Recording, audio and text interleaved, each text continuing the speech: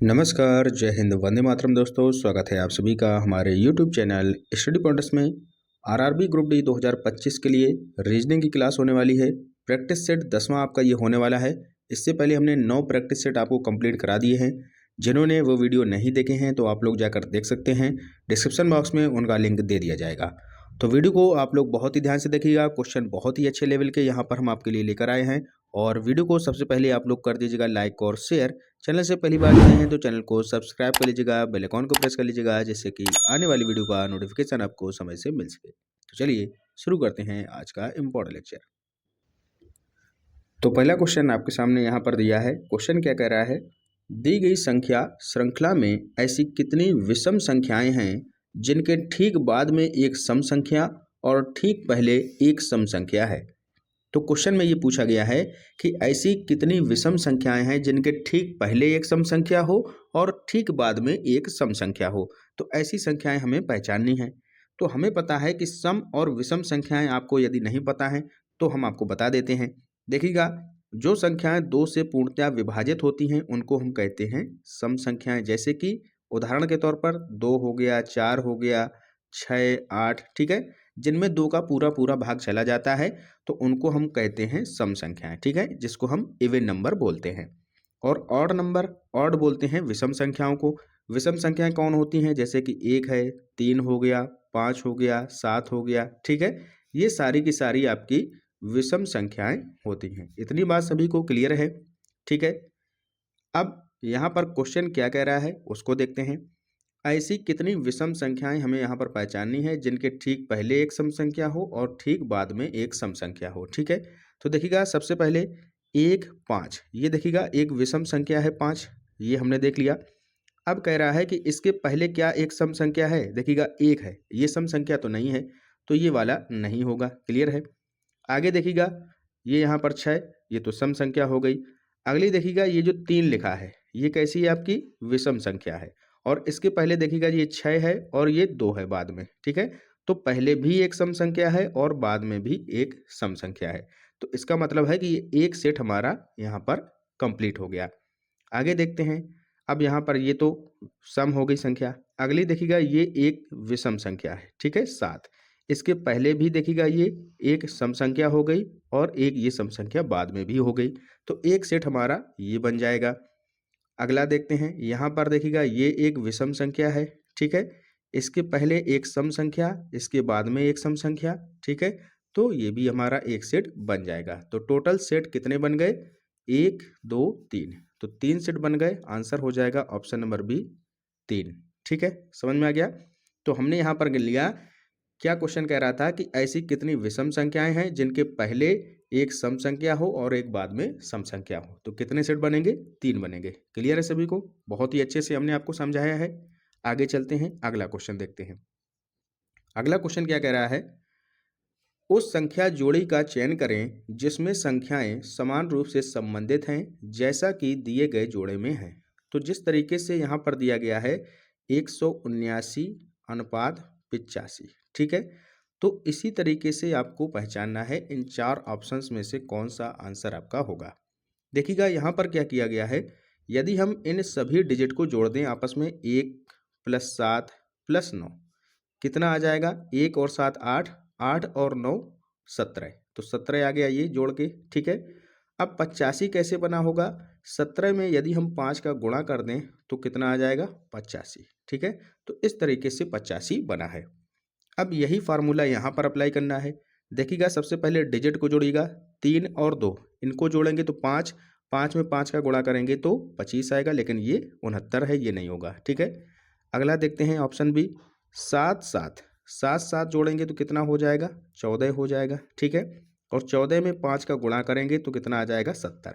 तो यहाँ पर देखिए 70 लिखा है, तो यही हमारा राइट आंसर हो जाएगा, ठीक है। जो यहाँ कॉन्सेप्ट लग रहा था वही कॉन्सेप्ट यहाँ लगा है, इसलिए ये हमारा सटीक उत्तर हो जाएगा। क्लियर है सभी को।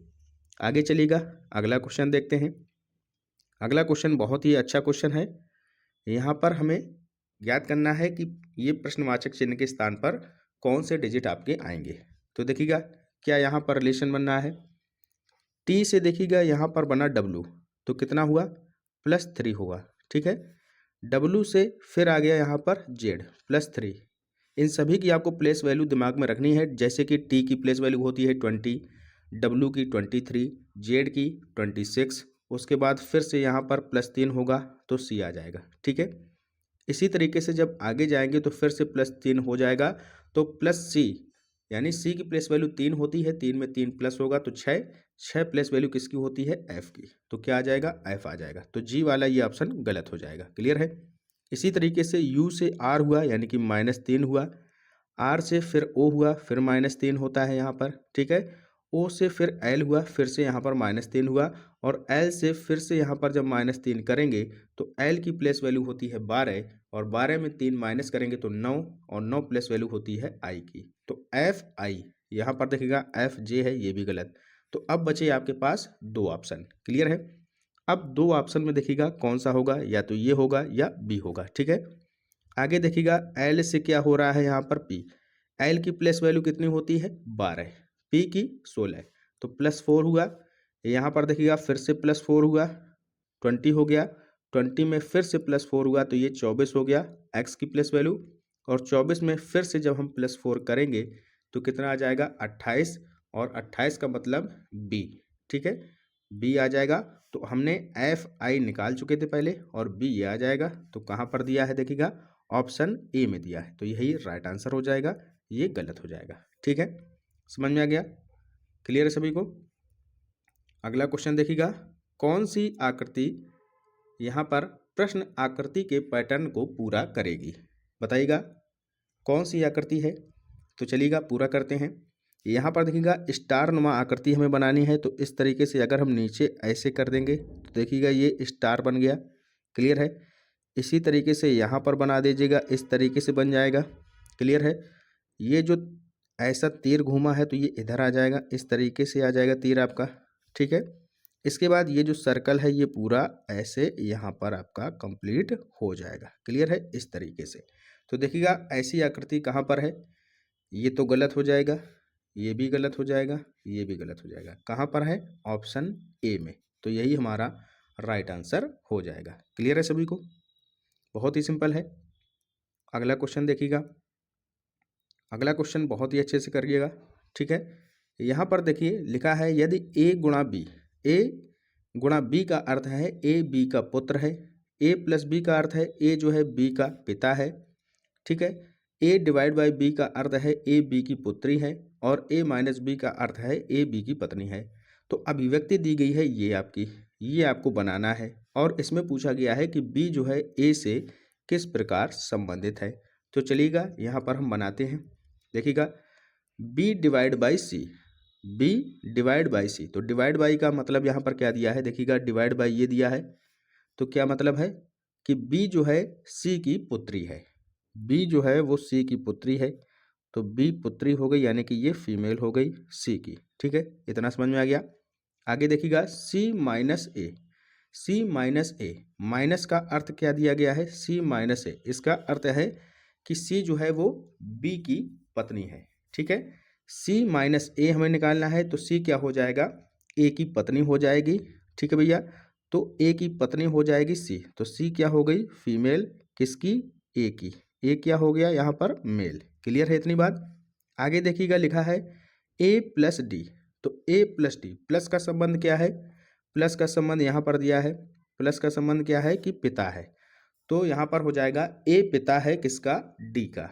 तो A पिता है किसका भैया? D का पिता है, तो D यहाँ पर आ जाएगा। क्लियर है? इतनी बात क्लियर हो गई। अब देखिएगा क्वेश्चन क्या कह रहा है, B A से किस प्रकार संबंधित है? B जो है ये A से किस प्रकार संबंधित है? तो देखिएगा B की ये हो गई C माताश्री, और ये हो गए पिताश्री। ठीक है, तो B का रिलेशन क्या हो जाएगा? ये जो है पुत्री है किसकी? A की। क्लियर है सभी को? चलते हैं आगे, अगला क्वेश्चन देखते हैं।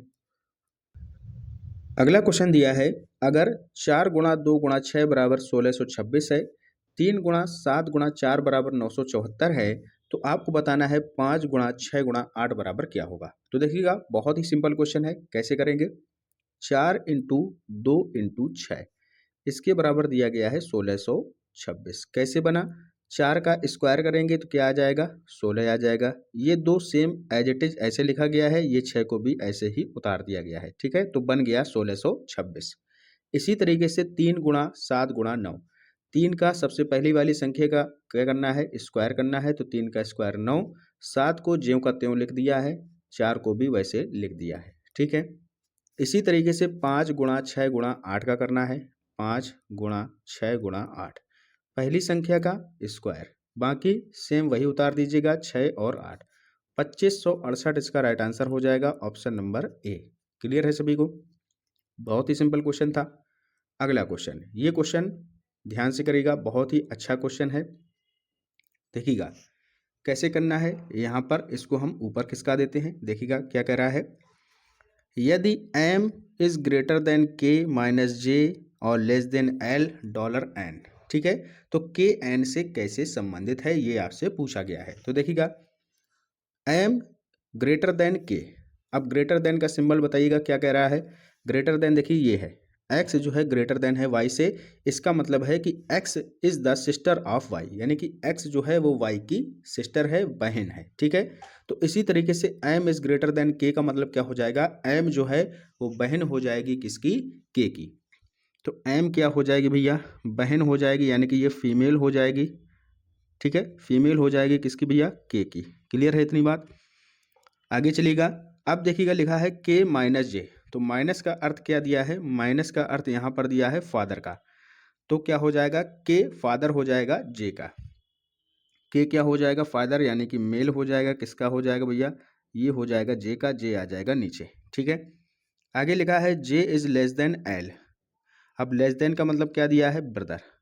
तो j जो है l का ब्रदर हो जाएगा, यानी कि ये हो जाएगा आपका मेल l, ये हो जाएगा j जो है l का ब्रदर है, तो l यहाँ पर आ जाएगा, j हो गया मेल, ये ब्रदर हो गया l का, ठीक है।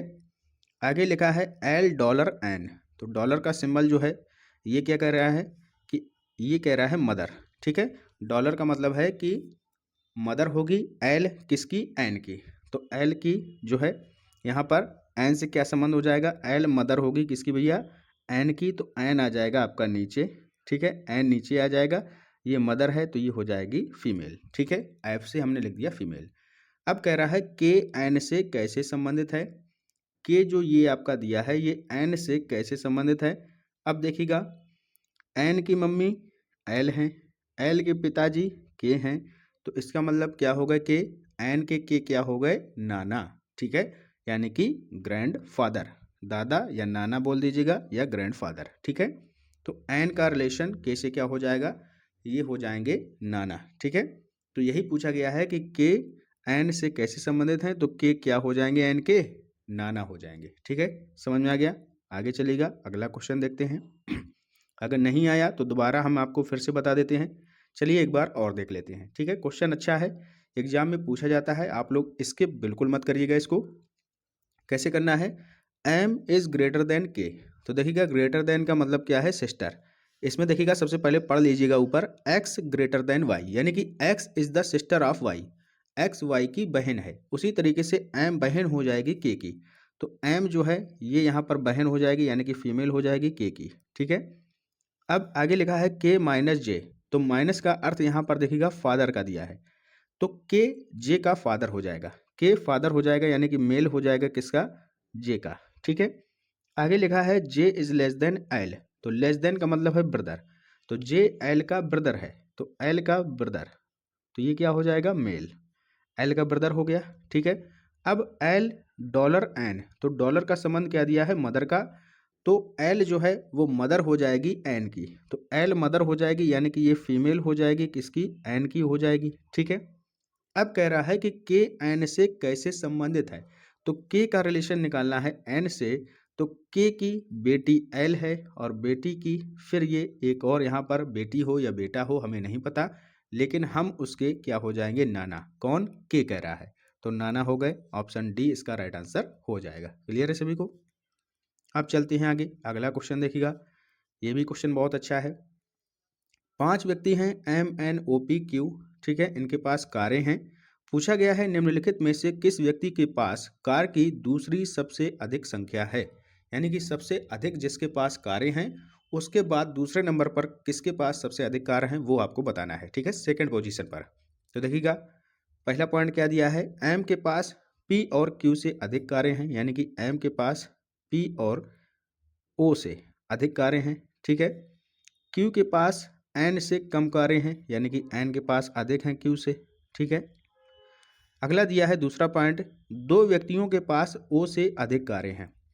दो व्यक्ति हैं जिसके पास ओ से अधिक कार हैं, एक व्यक्ति यहाँ पर आ गया, एक व्यक्ति यहाँ पर आ जाएगा, ठीक है। दो व्यक्ति ऐसे हैं जिसके पास ओ से अधिक कारें हैं, तो बाकी एक व्यक्ति यहाँ आ जाएगा, एक व्यक्ति यहाँ, 5 व्यक्ति हो गए, ठीक है।